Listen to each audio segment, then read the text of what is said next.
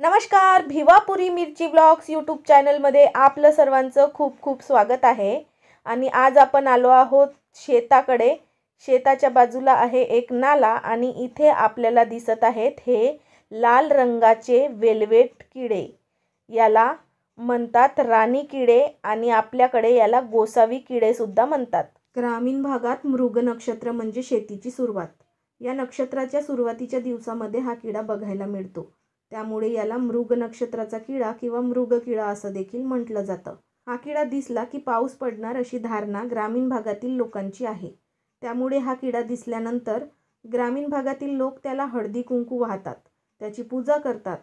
हा किडा जसा ग्रामीण भागासाठी आकर्षणाचा विषय आहे, तसंच शहरी भागासाठी देखील या किड्याने प्रचंड आकर्षण निर्माण केलेलं आहे। या किड्याच्या रचनेवरून आणि त्याच्या दिसण्यावरून त्याला अनेक नावं ठेवण्यात आली आहेत।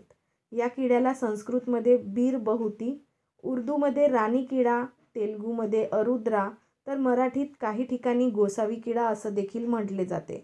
वैज्ञानिकदृष्ट्या देखील या किड्याला अनन्यसाधारण महत्त्व प्राप्त झालेलं आहे। एकतर अशा प्रजातीचे किडे हे दुर्मिळ असतात, तसं पाहायला गेलं तर या किड्यामध्ये देखील हजारो वेगवेगळ्या प्रजाती आहेत। विविध भूभागानुसार या किड्यांच्या आकारात देखील फरक पडत असतो। या किड्याचं आयुष्यमान तसं खूप कमी कालावधीचंच असतं। साधारणपणे 2 ते 3 महिन्यानंतर हे किडे दिसत नाहीत। या किड्यांची मादी ओल्या मातीत अंडी देते आणि साधारणपणे 2 महिन्यानंतर या अंड्यांमधून लहान लहान किडे बाहेर पडतात। ह्या किड्यांना साधारणपणे 8 पाय असतात, परंतु जोपर्यंत हे किडे तरुण होत नाही तोपर्यंत त्यांचे 6 पायच दिसतात।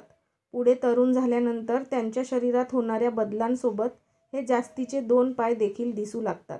आधीच सांगितल्याप्रमाणे या किड्यांचं आयुष्यमान फारच कमी असते, त्यामुळे पावसाळ्यानंतर हे किडे आपल्याला बघायला देखील मिळत नाही। कदाचित पुढच्या पिढ्यांना हे रेशमी लाल किडे बघायला पण मिळणार नाहीत।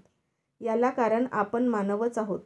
पॅरालिसिसच्या समस्येवर, अस्थमाच्या समस्येवर औषध म्हणून हे किडे वापरले जातात। तसेही अतिरिक्त रसायनाच्या वापरामुळे 1990 ते 2020 या दरम्यान या किड्यांच्या 25% प्रजाती पृथ्वीवरून दिसेनाशा झाल्या आहेत।